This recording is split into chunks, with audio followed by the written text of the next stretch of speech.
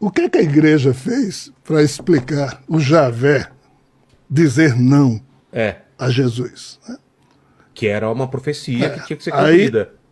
os teólogos, na exegese bíblica, dizem o quê? Deus, O de Javé, Javé, amou tanto a humanidade que entregou que seu mandou seu único filho Isso, como para cordeiro. pagar com seu sangue os pecados da humanidade. Isso. É isso que está escrito. Exatamente. E é isso Para que todos expiar. nós, 2000 anos, aceitamos. Exato.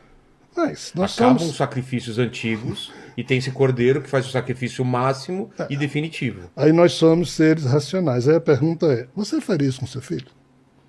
Eu não. Eu também não. 2. Por que diabo, se eu sou um Deus superpoderoso, onipresente, onisciente, onipotente, justo, bababá, eu vou precisar do sangue de alguém para pagar pecado de outrem? Entende? O que é que isso significa?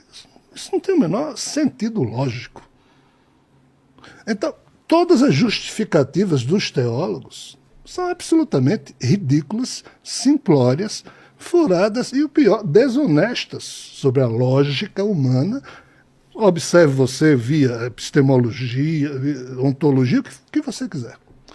Mas o que é que acontece? Acontece que, para o catolicismo, a palavra de Deus não vale. Sabia disso? Por quê? Porque o que vale é a interpretação da igreja sobre a palavra de Deus. O dogma católico teve que tirar das palavras de Javé a verdade, porque Javé é maluco, é um Deus maluco. Então, quando surgiu o catolicismo, a igreja é quem diz para a humanidade o que Deus falou, deixou de dizer, ou quem interpreta. Então, o que vale não é o que está na Bíblia para o católico. Vale o que o padre, ou seja, o Papa, interpreta e escreve um cânon, um dogma, e aí os católicos acreditam naquilo. Lutero foi alguém que disse, isso não é honesto. Aí Lutero voltou a dizer, tem que acreditar literalmente na Bíblia. Aí surgiu o protestantismo que hoje, em tese, se fosse fiel a Lutero, acreditaria literalmente na Bíblia. Eles acreditam, mas qual o problema? Cada pastor interpreta de um jeito, ou seja, está voltando à questão do catolicismo. Então é por isso que, como você disse, se você chamar 100 padres daqui, 100 pastores... Cada um vai ter uma visão. Cada um vai interpretar de um jeito e todos não homenageiam a racionalidade humana.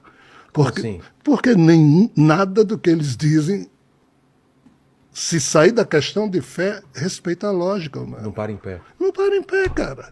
Não, mas isso é questão de fé. Aí tem que ser respeitado. Entendi. Então, fé, cada um diz o que quer.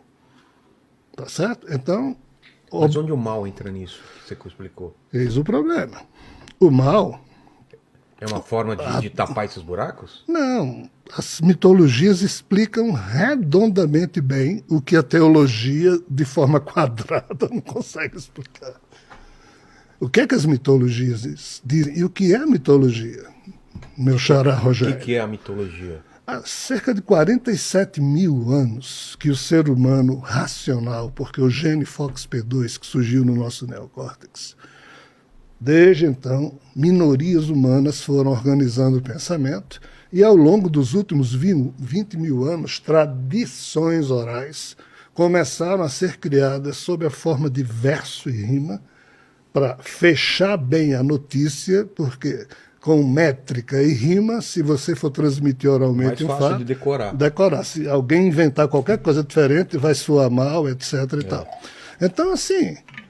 Eu estudei mais de 100 mitologias, cara, das que sobraram, porque muito foi destruído. Muito foi perdido.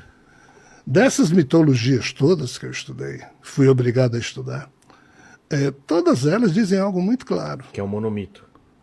Que é a questão do ovo cósmico. Do? Ovo cósmico. O que é o ovo cósmico? A cosmogênese da nossa realidade. Como surgiu o universo. O Gênesis.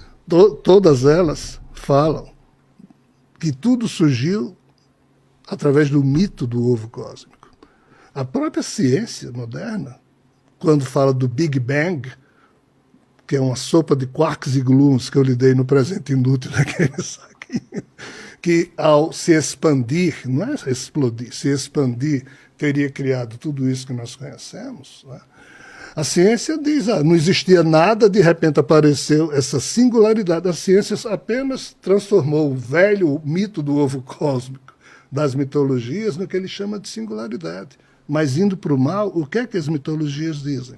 Mitologia chinesa, no início não existia nada. Depois surgiu um ovo cósmico, esse ovo ficou, teve uma hora que quebrou, aí do ovo saíram 3 coisas. O Yin, o Yang e Panku, o criador caído no Yang e reconstruído a partir das suas próprias sobras. Como assim? Eu sabia do Yin Yang. E Panku caído no Yang, é isso que a cosmogonia chinesa diz.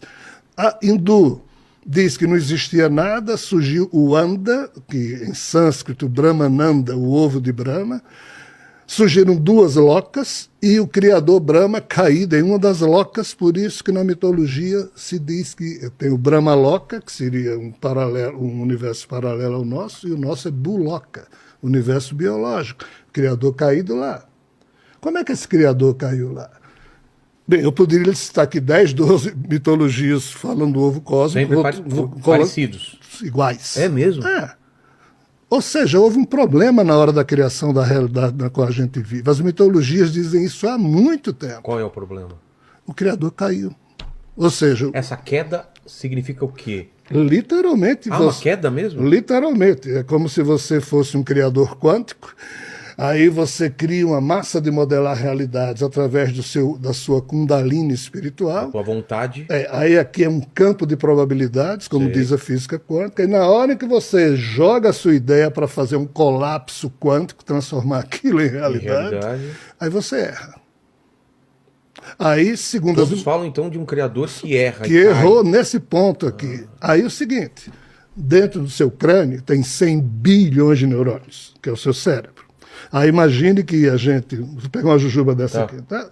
Aí você vai criar isso aqui, aí de repente você cria errado, isso aqui se torna uma espécie de um buraco negro, puxa todos os neurônios do seu cérebro, o seu eu vai junto, mas o seu corpo tomba fora.